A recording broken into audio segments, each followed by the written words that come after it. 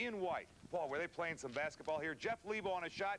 J.R. Reed way high above the rim on the follow-up. But J.R. Reed, folks, would be held to only 10 points today.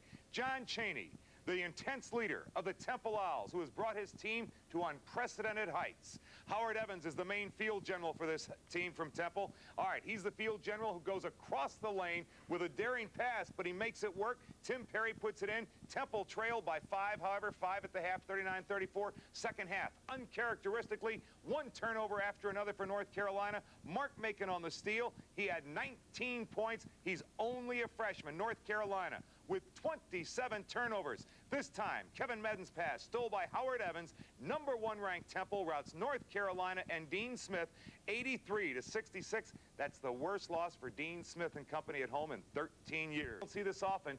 Michael Jordan inside, stripped to the basketball. Back the other way would come the Cleveland Cavs. Craig Elo to Mark Price to Ty Corbin. The Cavs look great, folks. They're hot. Hey, did Doug Collins hold a clinic for the referees? Doug, go ahead and explain.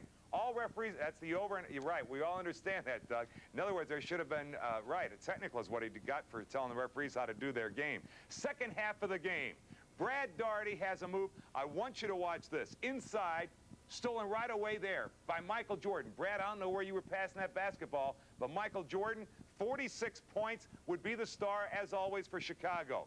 But on the other hand, if I show you a bad one by Brad, watch this fake. Watch Dave Corzine guarding him. He's going to fake like he's passing in the lane. Corzine, were you going to look for it, Dave?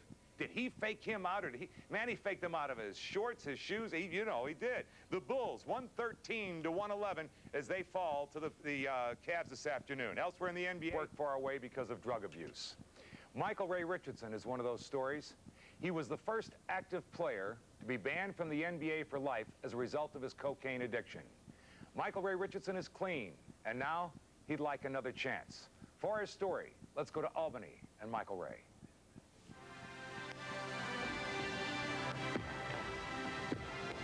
He is playing basketball in the shadows of uncertainty, for he does not know what his future may hold. He is Michael Ray Richardson, a man who could control a basketball as well as anyone in the NBA. It was his inability to control his life that was his undoing. Just 10 years ago, Michael Ray Richardson was a star with the New York Knicks. He would blossom into an NBA All-Star. In his second year, he was on the All-Star team. He was a defensive standout for the Knicks. He could score. In his passing, no one was better than Michael Ray Richardson, who, as the Knicks would say, could do it all. By 1982, Richardson had become a member of the New Jersey Nets. Amidst rumors that he had drug problems, he was described as an athlete out of control. Although he won the NBA's Comeback Player of the Year award in 1985, he would lose his third bout with cocaine in '86. Michael Ray Richardson was about to disappear from the NBA. His third drug offense would cause the NBA to ban Richardson for life. He was the epitome of an athlete for whom things had come too easily in life. Yeah, I think things were like going on too, fast. I think I got too, complacent. And I just really stopped doing what really got me, there. I kind of like relaxed. And then after that, it was all over. Michael Ray Richardson is putting his life back together in Albany, New York.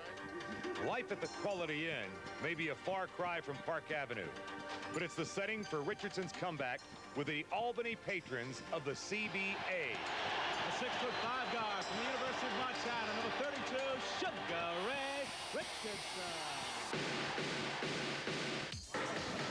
Michael Ray Richardson is flourishing in the CBA. He's added 26 pounds of muscle since his rehab, and he's scoring points.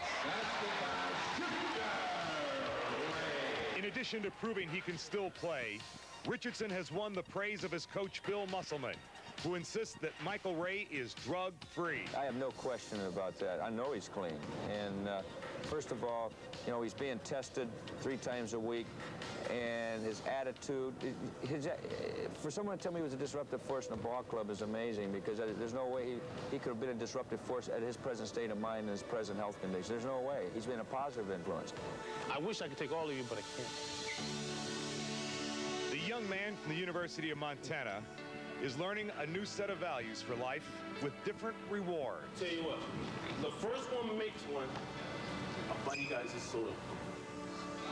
Michael Ray Richardson is more than happy to work with others, to share his experiences, but he's also determined to make it back in the NBA.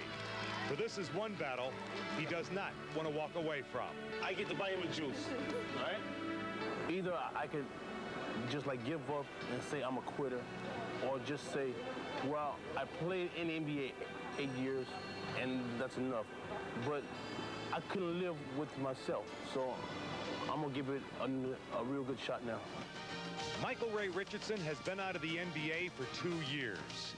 Is he now ready to return to the NBA? Charles Grantham, Vice President of the Players Association, says Richardson is ready. For the first time, what I've seen in him is a willingness to take direction and a willingness to understand that this is something that he must deal with on a day-to-day basis for the rest of his life. I think his progress since that acceptance has been very significant. For Richardson to be able to play again, the NBA would have to lift its ban against him. This is not a matter that's been prejudged. It's conceivable that the determination would be not now, as opposed to not ever. Again, that's going to depend on what our investigation and his application reveals. The NBA's investigation will show that Richardson is reported to be drug-free and that he feels it's time for another chance. Why should I pay for something that I did for the rest of my life? I mean, I played and I paid for it. Now I should be able to go and live my life like any other normal person. Michael Ray Richardson, finally controlling his life and a disease, as well as he does a basketball.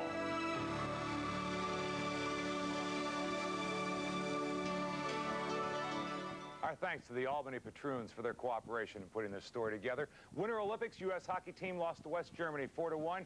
They're eliminated. ABC Sports would not permit us to show you the action.